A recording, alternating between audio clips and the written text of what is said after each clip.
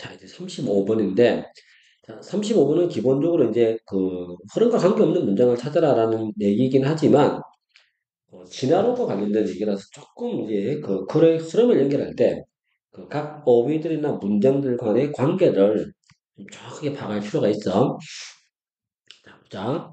어, The writer and geologist Desmond Morris observed that our feet communicate exactly what it think and feel more honestly than any other part of our bodies라고 했단 말이야, 그지? 그래서 작가이자 동물학자인 데스먼드 모리스가 observed, 말했어. 이게 이제 원래 관찰하다, 준수하다, 말하다.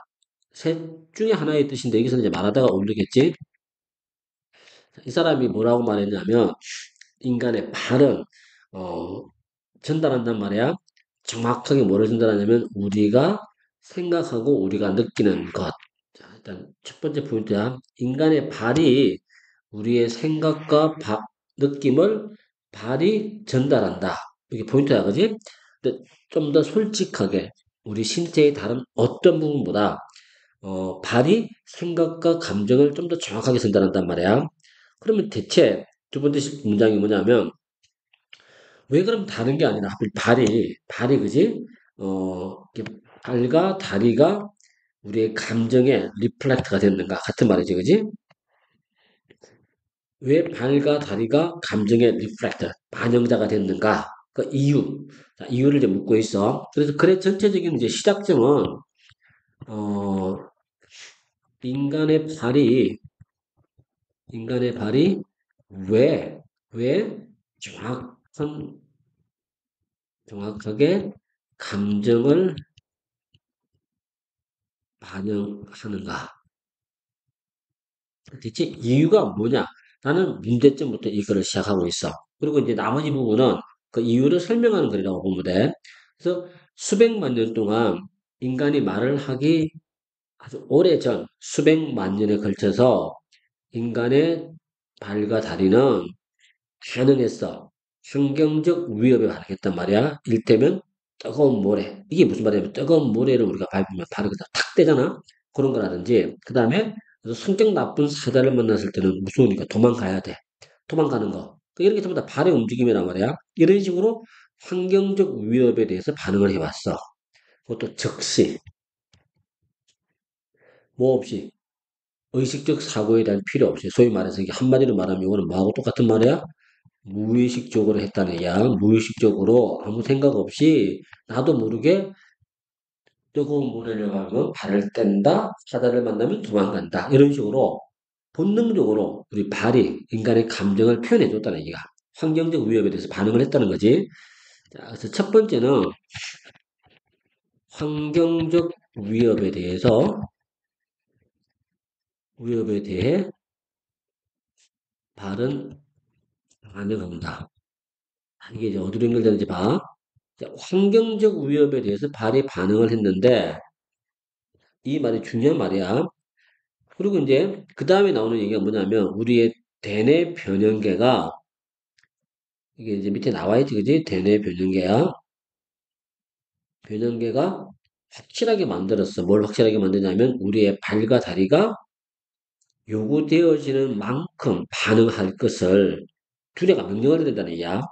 어떻게 함으로써 행동을 멈추거나 도망가거나 위협적인 존재에 대해서 발길질하거나 그런 식으로 발을 통해서 환경적 위협에 대해서 반응하도록 뇌가 명령을 내린다는 얘기인가. 그래서 나도 모르게 이렇게 행동한다. 라고 하는 건데, 이 얘기를 지금 왜 하고 있냐면 뜬금없이, 이게 제일 중요한 포인트가 이거야. 생존이야, 그지? 자, 이렇게 반응을 하는 이유는 대체 뭘까? 인간의 발이 감정을 반영하는 이유, 그 다음에 위협에 대해서 반응하는 이유, 결국 생존을 위한가. 이렇게 연결돼야 돼. 그리고 생존이라는 것이 나오면 기본적으로는 어디로 연결돼야 돼? 생존과 번식은 항상 뭐와 관련이 있어? 유전전에 진화와 관련을 맺는단 말이야. 그지? 진화와 관련된 내용으로 넘어갈 가능성이 높아. 자, 잘 봐. 그래서 이 생존의 양생법, 이건 뭔지 잘 몰라. 그냥 양생법이라고 하자. 이런 생존의 양생법, 어디서부터 나온 거냐면, 우리 조상들의 유산으로부터 지금까지 우리가 유지하고 있는 이런 양생법은 우리에게 아주 잘 기여를 했어. 그리고 오늘날도 그렇게 한다. 이게 오늘날도 기여한다는 얘기야.